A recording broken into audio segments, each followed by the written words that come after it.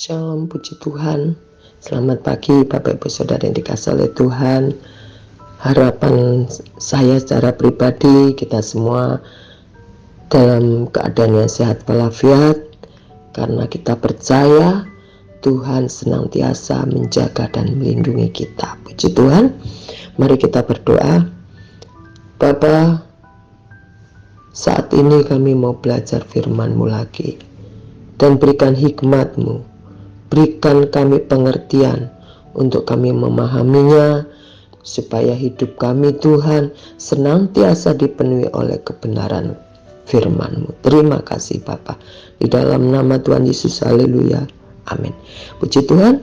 Pada bacaan pada pagi hari ini terambil di dalam Injil Lukas 16 ayat 19 sampai 30, dan pada pagi hari ini saya akan memberikan judul yaitu fokus pada kekekalan. Bapak Ibu Saudara sekalian, kita sering mendengar ya, kekekalan. Kalau kita hari Minggu mendengarkan firman Tuhan. Nah, pada pagi hari ini kita belajar lagi. Puji Tuhan, saya akan membaca Injil Lukas 16 ayat yang 22 sampai 23 demikian. Kemudian matilah orang miskin itu, lalu dibawa oleh malaikat-malaikat ke pangkuan Abraham.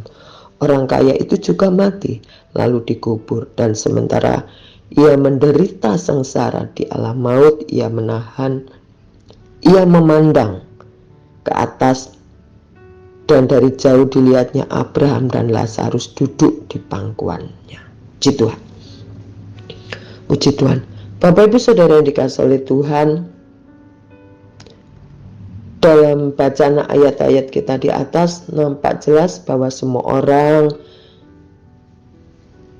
baik kaya maupun miskin, akan berakhir pada suatu saat nanti dan pada salah satu tempat, yaitu surga atau neraka. Hal ini tergantung pada bagaimana kita menyikapi dan mengisi hari-hari kita saat ini. Oleh karena itu, ada beberapa hal yang harus kita lakukan agar kita berlabuh pada kekekalan di surga bersama-sama dengan Allah. Puji Tuhan. Hal yang pertama tentunya kita semua tahu, yaitu untuk kita menerima, untuk kita bisa hidup dalam kekekalan, kita harus mencari Tuhan dengan segenap hati kita, dengan sungguh-sungguh. Kita baca di dalam Yesaya 55 ayat yang ke-6, carilah Tuhan selama ia berkenan ditemui, berserulah kepadanya selama ia dekat. Mencari Tuhan di sini berarti menjadikan Tuhan sebagai satu-satunya yang terutama. Orang kaya yang kita baca dalam ayat di atas tadi adalah orang yang memiliki fokus yang salah. Harta dan kesenangan duniawi menjadikan hal yang utama dalam kehidupannya. Tetapi syukur kepada Tuhan jika kita masih punya waktu untuk bersekutu kepada Tuhan, masih merindukan Tuhan dalam kehidupan kita. Kita bersama-sama mencari Tuhan dengan sungguh-sungguh. Dan yang kedua adalah Filipi 3 ayat 20 dan 21, latihlah hidup sekarang ini sebagai warga kerajaan Allah. Puji Tuhan, bahwa keselamatan yang benar adalah proses pemulihan sampai kita menjadi serupa dengan Kristus Yesus.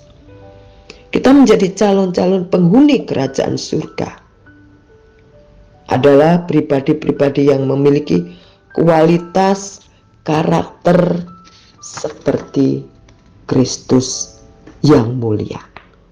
Unggul, karakter-karakter yang seperti Kristus harus dilatih mulai dari saat ini, sementara kita hidup di bumi ini, agar kita menjadi serupa dengan Kristus.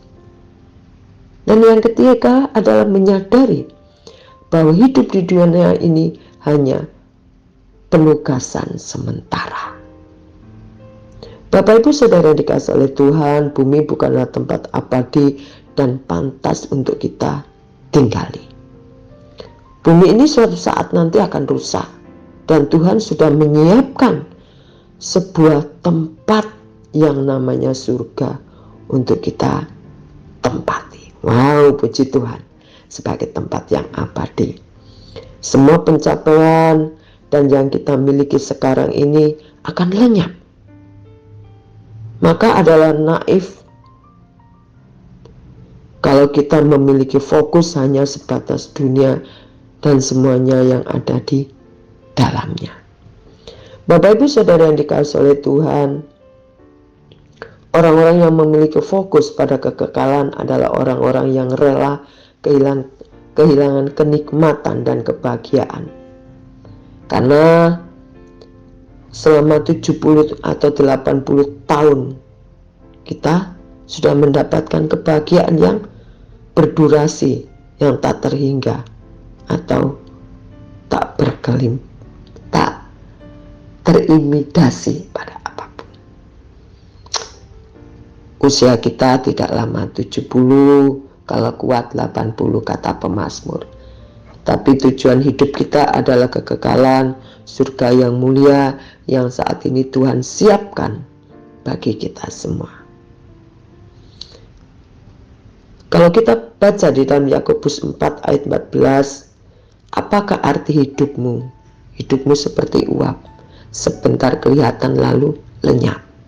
Oleh karena itu, Yakobus 4 ayat 14 mengingatkan kita untuk kita mempunyai kehidupan yang sungguh-sungguh tidak terbatas hanya di muka bumi ini.